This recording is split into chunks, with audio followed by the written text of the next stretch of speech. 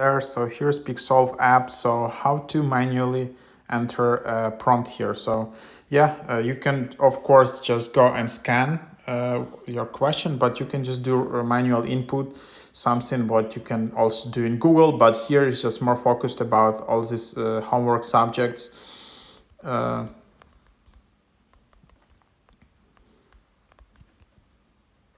So something like, oops, I did a mistake. And then I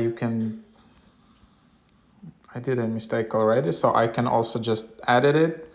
And then I can choose solve. And then you're again in the queue. Obviously, to avoid the queue, you just need to upgrade. But let's just wait. So yeah, something like that. And then you can just see all of the descriptions, short, quick description, and then there is a detailed explanation where you just need to upgrade. So you just need to upgrade to Pro if you want to skip the line, if you want to have detailed explanations. Yeah, it's like, so you can just try all of that. So yeah, that's basically the idea. I think this app is tapping into a really powerful niche.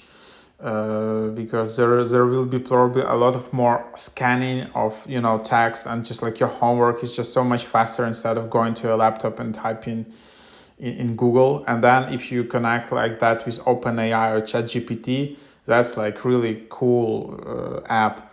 So yeah, give it a try.